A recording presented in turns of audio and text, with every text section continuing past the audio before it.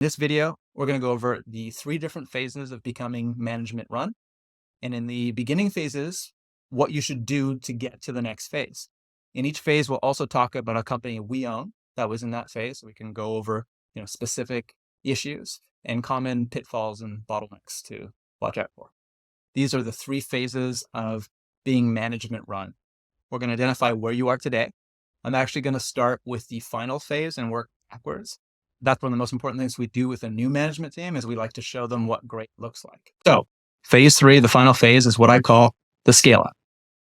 So in a scale up, there's a bunch of different criteria, which I'll describe, see if it applies to you. Typically, the owner is not involved at all in the day-to-day operations. A management team runs it, headed by a general manager. Now, the owner might still be involved in strategic initiatives. They may sit on the board. They may still go over metrics, but operations is not what they do. Number 2, processes are documented for every single function. Core values are integrated into each of these processes to define what is effectively unique culture.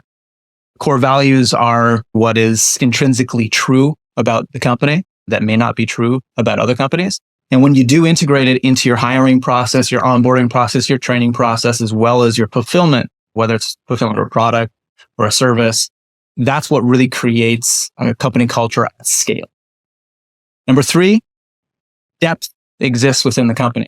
Well, every process in the company should be able to be done by several people from within the company. That reduces any potential key person risk. Number 4 is that the core processes and responsibilities within the company are actually headed by different people on the management teams. Each of these people are looking out for a specific metric or stakeholder that they're bringing to the GM.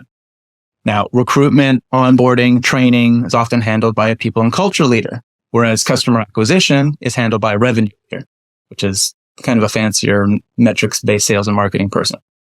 Budgeting, forecasting, cash flow management, capital allocation, all handled by a finance leader, typically a CFO in a business of this size. And on the management team, you'll have operations leaders for each core business unit. You'd have different people managing those responsibilities and processes. What a lot of people don't think about is one of the greatest inhibitors to scale and growth is actually growing the number of leaders within a company. The reality is you'll typically need 1 leader for every 10 employees. This is something that the Army actually understands really well.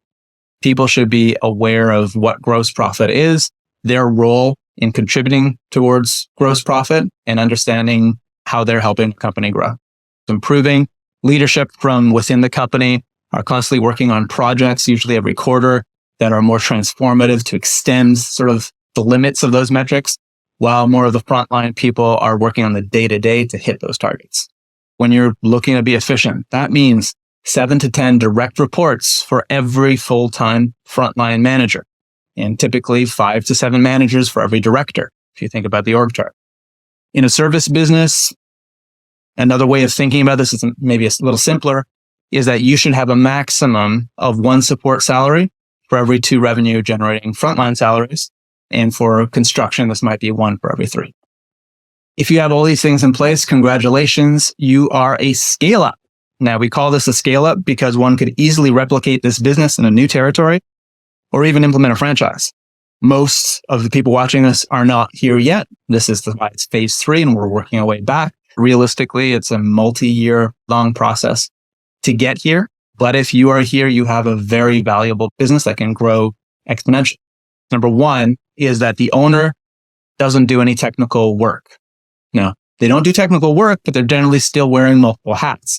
Obviously, they wear the entrepreneur, business leader hat that kind of defines initiatives and goals for the company, leads the overall culture. Sometimes they'll be the person responsible for the finance of the business. Sometimes they're the person who is responsible for actual hiring decisions and even some training. Sometimes they hold all of the sales relationships. Another very common characteristic in a grow up is that discipline and accountability typically aren't fully in place, especially outside of the core business, the revenue generating side of the business. And this is often, again, because multiple people are wearing multiple hats. Another consequence of multiple hat wearing is that you end up having a very inflated profit margin. So That means if you want to become a scale up, if you want to grow further, you typically will need to add to your fixed costs by hiring more people dedicated to one role. Processes typically, they aren't defined yet, or maybe they've been defined, but they're not being fully followed. Same goes with job descriptions. Part of the reason of this is they may have no single owner. So the next step is to give them a single owner. So this grow up scenario is typical of most businesses for sale in the more or less $1 million annual EBITDA range, give or take 30%.